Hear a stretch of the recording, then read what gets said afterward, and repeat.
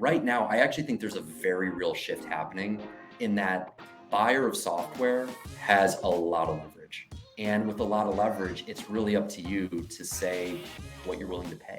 So it used to be a couple of years ago where we saw sellers like they were holding firm and buyers were like, okay, I've got all this cash, I'm going to spend it. But now it's like, I don't have all this cash. And so now we're really seeing buyers really tell their suppliers more like take it or leave it for existing contracts. And for new spend, they're doing competitive evaluations because they know when you have a true competitive evaluation, that's real leverage. Hi, I'm Ted Blosser, CEO and co-founder of WorkRamp, where we're redefining the corporate learning space with the world's first all-in-one learning cloud for employee and customer learning. Welcome to the Learn Podcast, where we learn from the biggest leaders in SaaS and hear what makes them successful. Hope you enjoy the show. Hey, what's up, everybody? Hey, Ryan, how you doing? What's going on, Ted? This is our first ever live recorded episode, so you get to do a first here. For those of you who don't know about the Learn Podcast, we started this about 6 months ago. We're about 20 episodes in. What we do is we interview top leaders in SaaS. We've had the CEOs of Degree, Dialpad, CPOs of Lattice, Airtable on as well. And then today we're going to have Ryan, a unicorn founder of a company called Vendr, also known as the Vendor Intelligence Platform, VIP. Love that acronym, Ryan. But thanks so much for joining us here on this first ever live recording. No pressure. I'm pumped to be here. I hope the conference is going great. And yeah, I'm excited. Let's riff as deeply on SaaS as you want to go.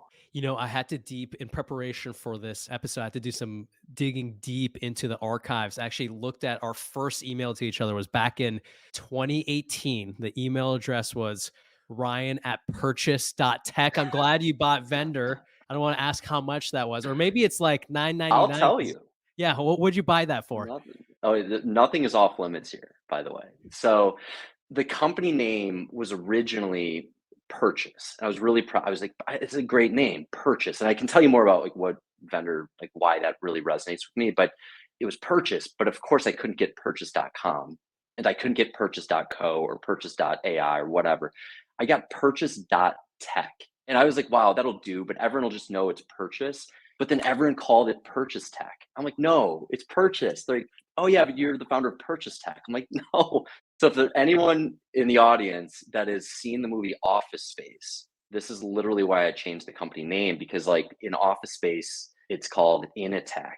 And it's like the most boring, terrible company. And like everyone was calling my company Purchase Tech. I was like, we got to blow this whole thing up. And I switched it to Vendr, but vendr.com's taken. And we ended up getting vendr.co. But then on all of our swag t-shirts, I'm a big swag person rocking the Vendr hat. And we always had to write vendr.co so people knew the URL. I was like, oh, that's not it either. And in 2019, we were going through Y Combinator, and I asked one of the group partners who will go unnamed, I said, I found out that I could buy vendr.com for $15,000.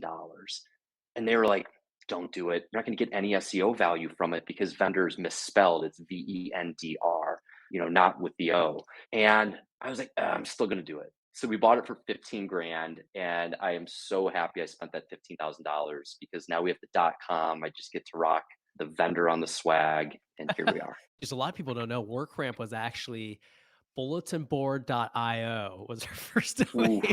And no one could, I was sitting in front of a customer and they like be typing in the domain name, couldn't spell it right. There's a customer who's Googling bulletin board, how to spell it just to get into the domain.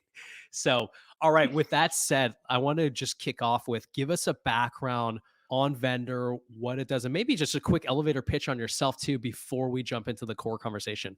For sure. So first of all, I'm based out of Boston, born in Michigan, if I go all the way back, raised in Ohio, but I've been in Boston since 2007. And when I first graduated school, I was a public accountant. So I worked at KPMG for about 3 years.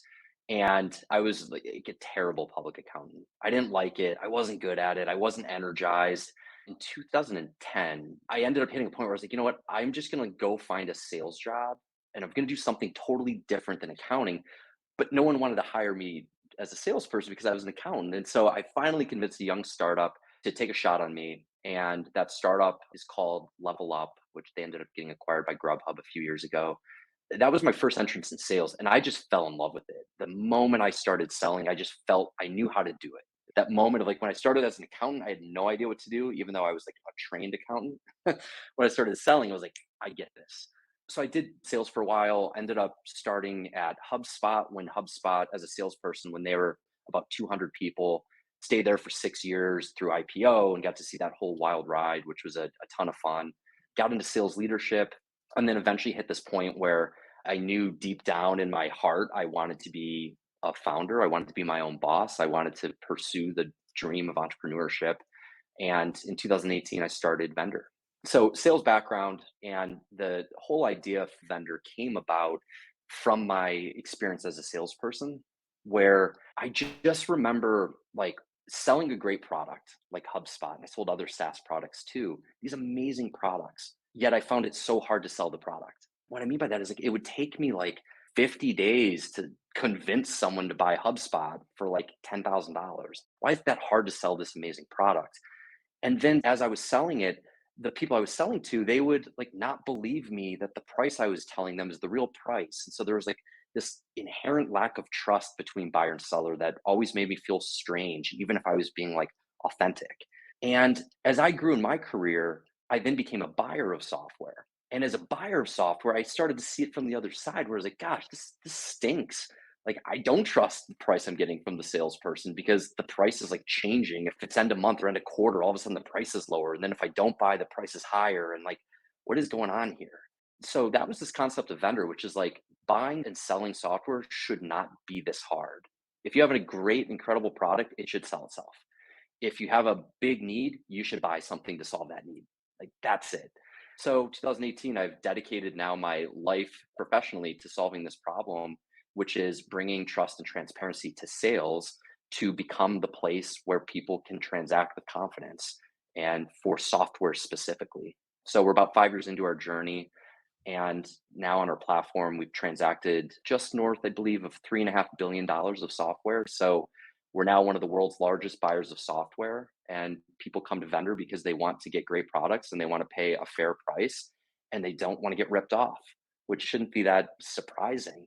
And then sellers come to our platform because they would also love to earn quality customers with lower friction costs and with more trust and transparency delivered to them as well. And so we're creating a platform where it's a win-win for both buyer and seller.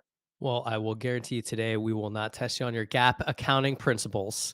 Probably, my wife's an accountant, and so I hear about them every once in a while, but we will not quiz you on that. But that's such a cool journey. And I think what you do is super applicable for our whole audience. Right now, we have an audience we were talking backstage of members that are in L&D, they're in revenue enablement, they're in customer education, and they all have very complex buying needs. Like they're all either refreshing their technology stacks or looking at new investments. And so, what I thought we could do in our conversation was to help educate, help our audience learn about, hey, what do we need to know in terms of building a great technology stack to essentially amplify what we're doing as learning professionals. And so, what I wanted to do in today's podcast is go through a few key topics that you can maybe shed some light on so that we could all walk away knowing a little bit more on how we should approach the technology that we're looking at potentially procuring in the future. So, okay, first big topic. So we were just talking about this earlier, is that this morning we announced our major new products in our Learning Cloud suite. So our fourth and fifth product, the CMS product for Employee Learning Cloud, Communities product for our Customer Learning Cloud.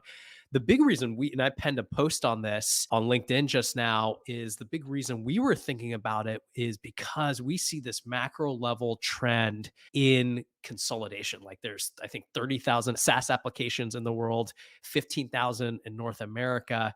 So the question I want to throw back at you is, what are you seeing and what are you recommending when it comes to consolidating tech stacks?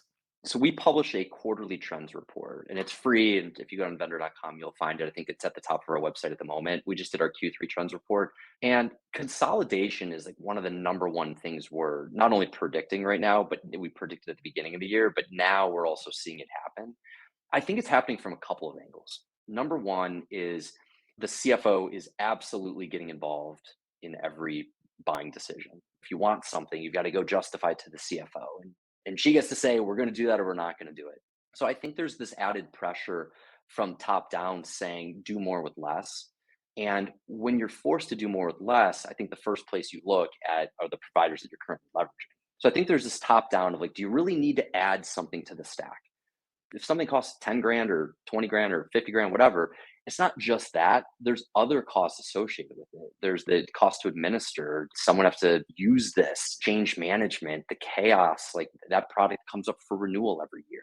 If it's 10 grand today, does it become 20 grand 3 years from now? Well, PLG usually does, right? So CFOs know that's what happens every time something goes into the stack. So we're seeing pushback there. But I think what's also equally interesting is that what's happening from the supplier side. I think what you just said is happening everywhere, which is great products that started as like great single use case products are becoming platforms. And so rapidly, we're just seeing suppliers, we call it buy side and sell side. So I say supplier, the person supplying a SaaS product to the buyer of software.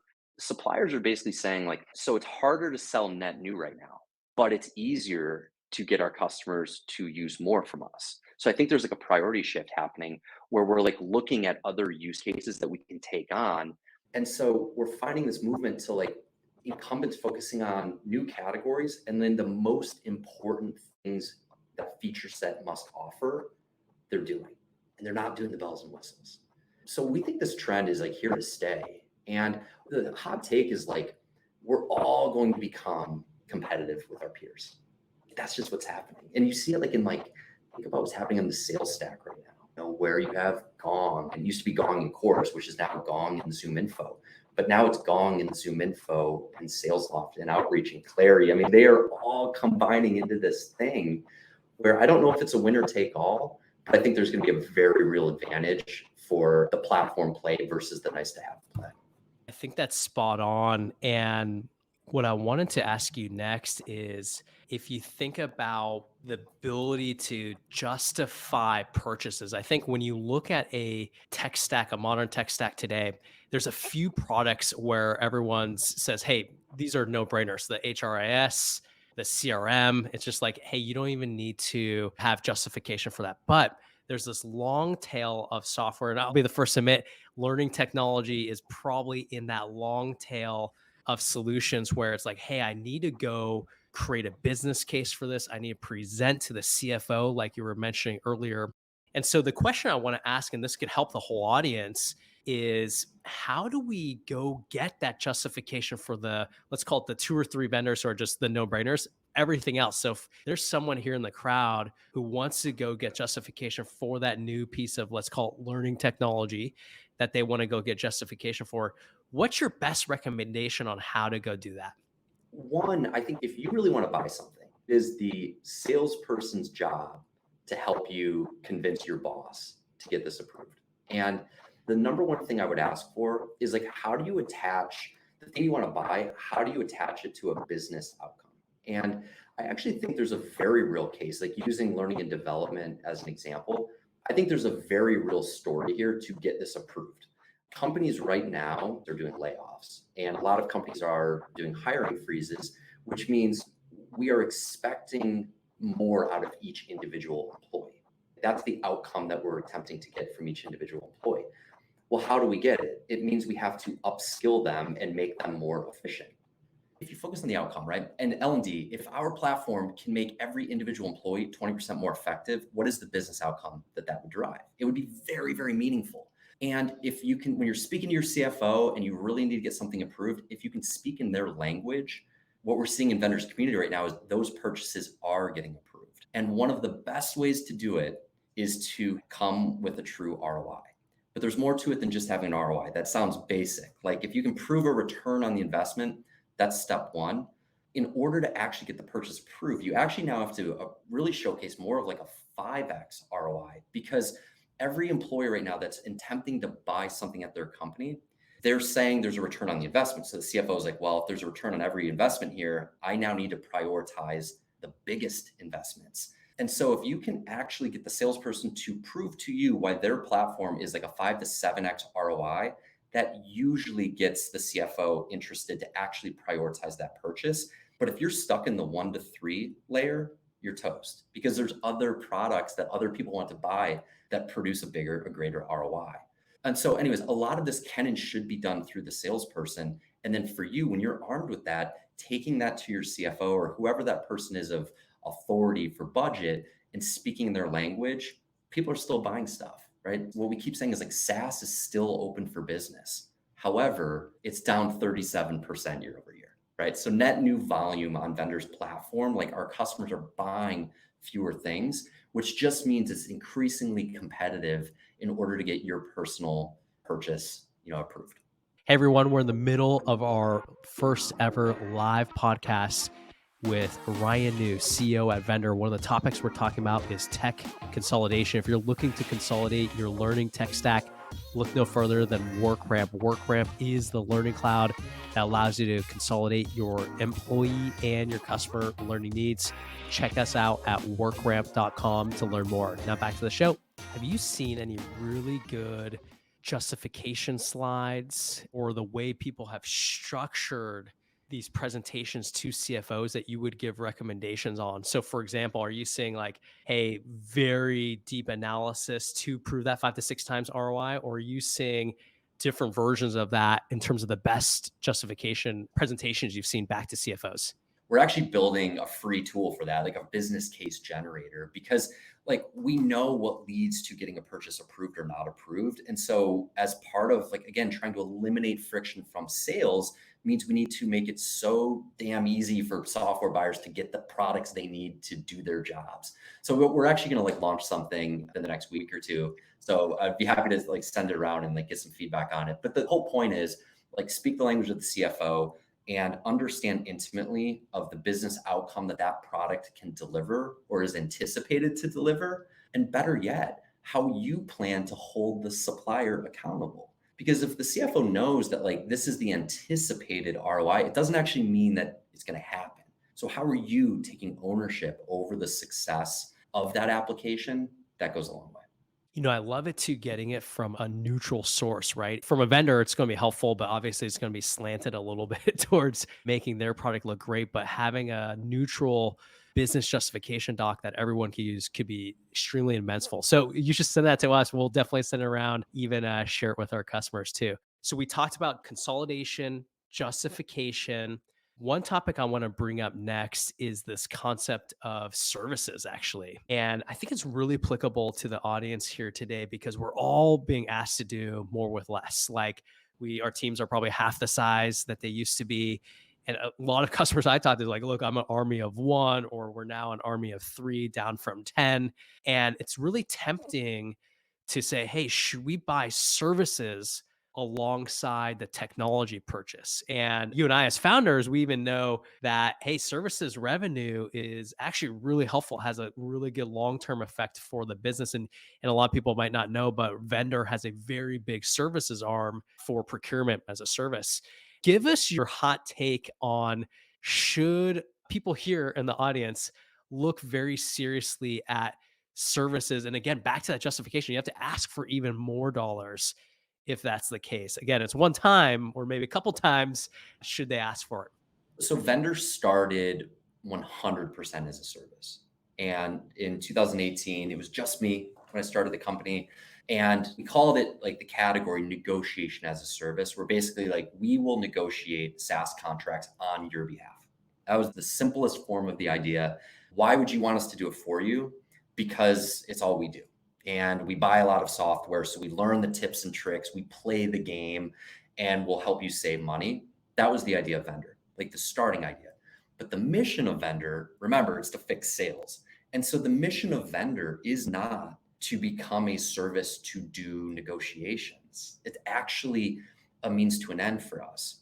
And it's a means to an end to collect the data so we understand what is a fair price for a specific software product, what is the right tool for a specific company based on this massive data set, so that eventually we are just the platform to make your purchasing decisions.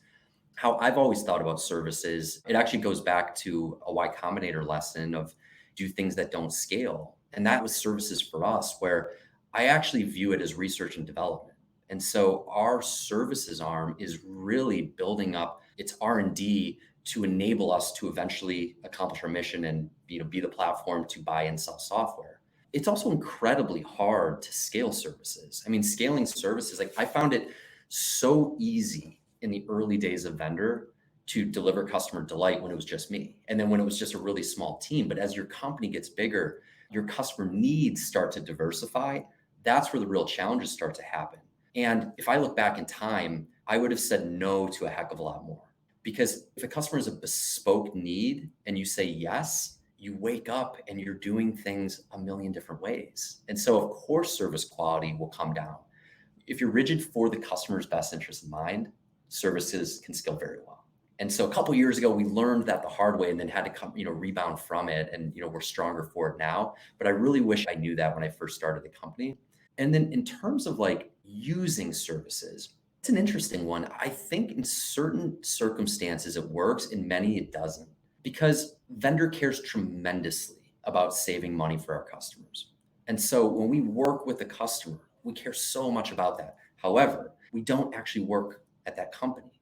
So it means we don't have all of the unique advantages like being friends with the person who approves a software contract in finance or legal or security. So there's friction costs associated with being a service on the outside. And that friction cost, I think, is very real. If you're looking for services to do things that you don't foresee a lot of friction costs for, great.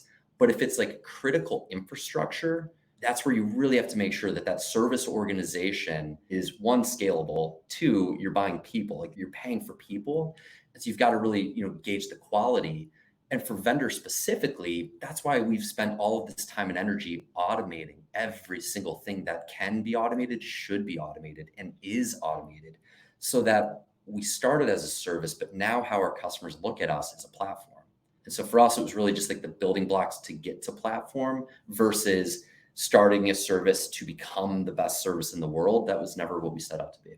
When you think about it from, let's say, the customer shoes for anybody kind of listening, do you have any benchmarks or rules of thumb that you advise your clients on? For example, like, hey, you shouldn't spend more than X% of what you're spending on the technology, or do you feel like it's all circumstantial? I don't know if you give suggestions out to customers on, hey, should we attach services onto the technology purchases?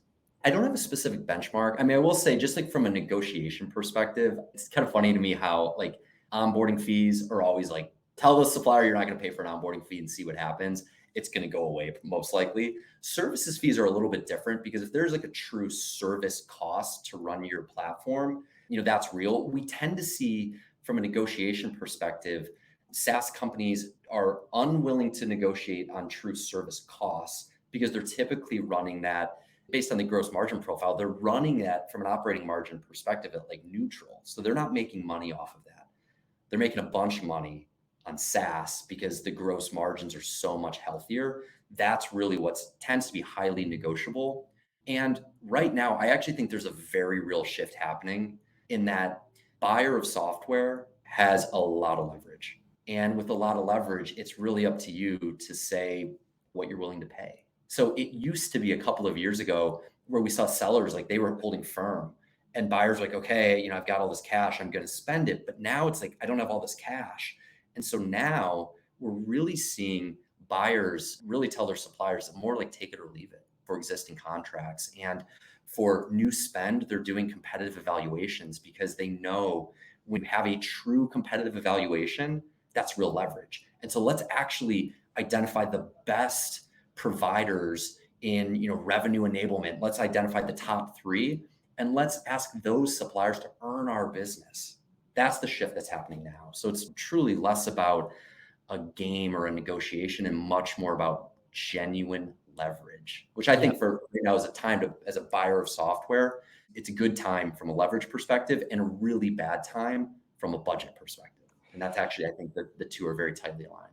I think this will dovetail well into our last question. Then we'll go into the learn rapid fire round, something we do on all of our podcasts around rapid fire questions. But the last question I want to ask you is actually related to this power dynamic. I remember when we first met back in the day, I think we were working on early purchases, and you said something that always resonated with me. You go, Ted, this business is to make it a win-win for both customers and vendors, or what you call suppliers. And it just hit me. I was like, yeah, actually, I think you can make this a win-win. Like the negotiation maxim of, hey, let's make the pie bigger for everybody, right? It's not a win-lose situation. So give us your tips, even with this power dynamic change, on how do you build the best vendor partnerships if you're a buyer of software, which a lot of the people here today are. The first thing when you're buying software, if you put yourself in the shoes of the salesperson, like truly that person, the majority of their compensation, at least 50% of it is typically variable. And so if you don't buy or if you don't renew, that person just doesn't make money. That's just the reality. If you do buy, if you do renew, they make money. And so just understanding what motivates them is really important and being willing to talk about that. What they care about are things like you say you want to buy, but then number two is you actually do buy. And if you don't buy, you tell them that you're not going to buy. If you do buy, you do it when you say you're able to do it. Like those things are hugely important to sellers of software. And so it goes back to this like power dynamic. Like buyers have so much leverage when they actually ask the salesperson what they care about. And very few people do that. But it's amazing. It's like, Ted, when we were probably doing our first negotiations, I hope at least I said, hey, Ted, we have a customer that's looking at WorkRamp. They're super excited. I think they want to buy. What's important to you? Do you care about timing or is there no rush here? Do you care about getting a case study from them? They're open to it. Like, what do you actually care about? And if you invite the seller to participate in that dialogue, what you're actually doing is you're helping them. They're earning your business and you're earning their partnership. And that's where we really start to get to like, you don't need a negotiation to get to a fair price. You just need the right mentality that you care about one another as human beings. And typically the seller will give you a fair price. And then you should follow through and sign when you said you were going to sign. Or if you get bad news, tell them. Because in sales, like the second best thing to a yes is a no. And yet we don't like giving people bad news. And so many times buyers of software, they don't tell the supplier, I'm just not able to get it done. I'm so sorry. And here's why. But if you do that, the seller is actually grateful because now they get to spend their time with someone else. Again, that's how they make money. One other thing on this topic is like vendors business, by the way, like negotiation as a service. I created this category in order to eventually kill it. Like it doesn't need to exist. The fact that vendor exists is because there's this game between buyer and seller. And that's not cool. We're here to create a fair playing field between the two.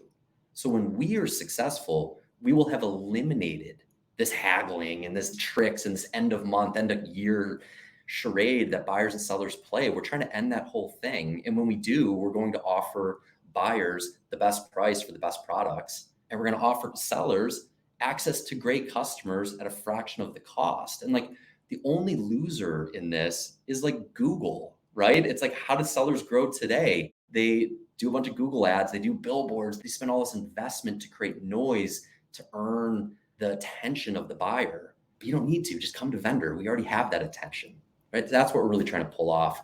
And, I genuinely believe that the future of sales is one without negotiations, believe it or not. Sorry, Sundar, you gotta go spend some more time on AI, but we're going to give you less dollars so that we can just have better relationships between our vendors and customers. But geez, you gave us such good context. I think for everyone here today, it's like, I think the best piece of wisdom I got from you was this last piece of wisdom is if I go buy a car, I'm not thinking about like, oh, how do I make this salesperson feel good? But you just gave a great example of, hey, if you turn the tables to understand their motivations, you can make this a win-win. You get better ROI justification, you get better partnerships, you probably have a better implementation, you have better ROI check-ins when it's a win, and you're looking out for each other, again, making the pie bigger and helping us do our jobs better from a learning perspective, but then also making sure we have great partnerships with our vendors and preferred partners. So such good knowledge, Ryan. All right, let's go into the rapid fire round. So this is a round where I'll just give you 3 rapid fire questions. I'll toss out a question. You can give me a 1 or 2 line answer for each, and then we'll wrap. All right, first one. These are all learning related questions. What's the podcast, book, blog that you have learned the most from?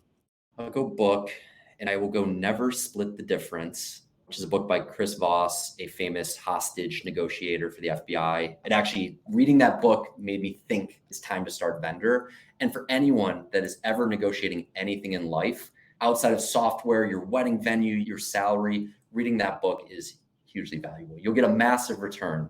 You did a training session at my last company, Box, but I never went to attend it, so I'll have to put it on my list.